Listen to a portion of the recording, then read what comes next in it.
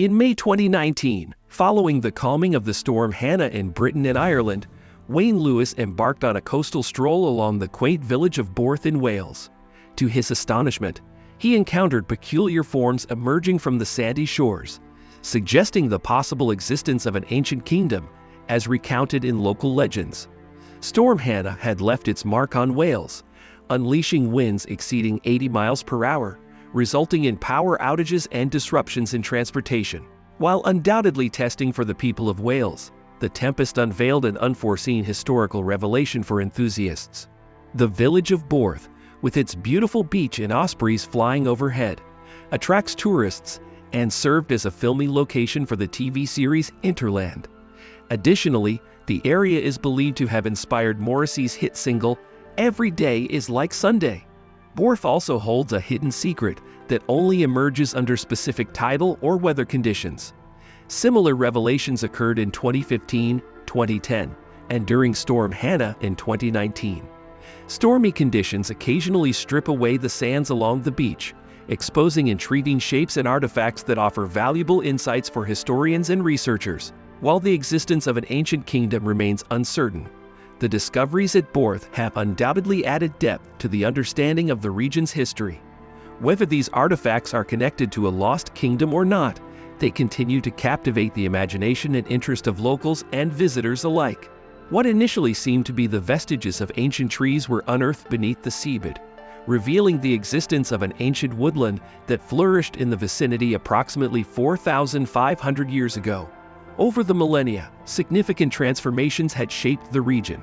In 2014, during a spell of severe weather conditions, a substantial portion of this prehistoric forest came to light. Notably, archaeologists Deanna Groom and Ross Cook also observed the presence of a man-made wooden pathway constructed from interwoven branches in the nearby sand, dating back an estimated 4,000 years.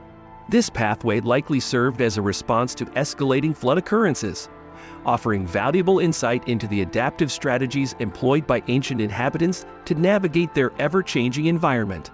The coastal area of Borth has been a treasure trove of archaeological discoveries.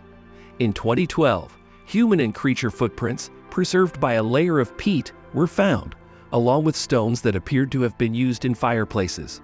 Local folklore speaks of an ancient kingdom called Cantra Gwalad, situated in what is now Cardigan Bay, below the water level.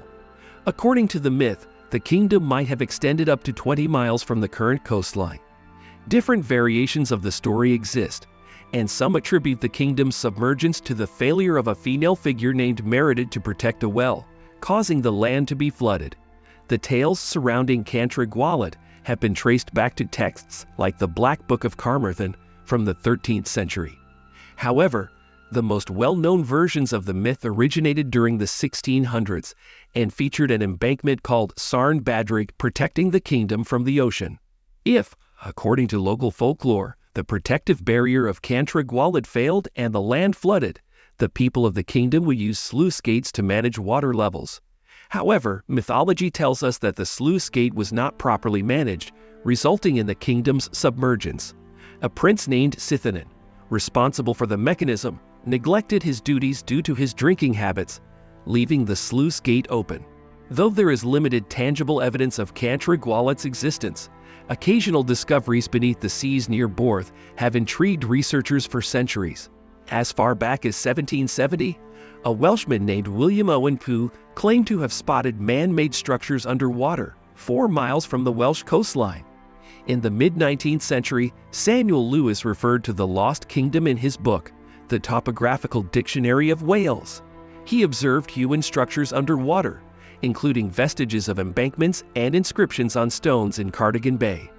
Based on Ptolemy's ancient maps, which depict Cardigan Bay similarly to its current state, Lewis speculated that Cantra Gwalad might have succumbed to floods before the 2nd century. While concrete proof for the kingdom's existence is scarce, these historical accounts and discoveries continue to pique interest and spark discussions about the possible past existence of Cantra Gwalad. According to Phil Hughes, chairperson of Friends of Cardigan Bay, there is compelling evidence to suggest the existence of Cantra Gwalad. He believes that land once existed in that area. The tree stumps exposed by a storm along the coast in 2019 may indicate the one-time existence of Cantrig Wallet. Wayne Lewis, a 38-year-old Welsh photographer, was fascinated by the stumps, which were hidden from view until then. In May 2019, after the storm, Lewis expressed his excitement about the stunning tree stumps, relics of a Bronze Age forest that once extended nearly to Ireland but hadn't been seen for thousands of years. The stumps had been preserved by peat, an acidic material that deprived them of oxygen, acting like an airtight container. Alan Hubbard, a geography expert from Aberystwyth University in Wales, offered a theory about the stump's exposure. He suggested that coastal defense structures installed in 2012 altered the motion of the seawater, removing materials such as stones and sand that had previously obscured the trunks. The discovery continues to fuel curiosity about the possible existence of Cantrig Wallet, and researchers remain intrigued by this potential lost kingdom's connection to Welsh heritage.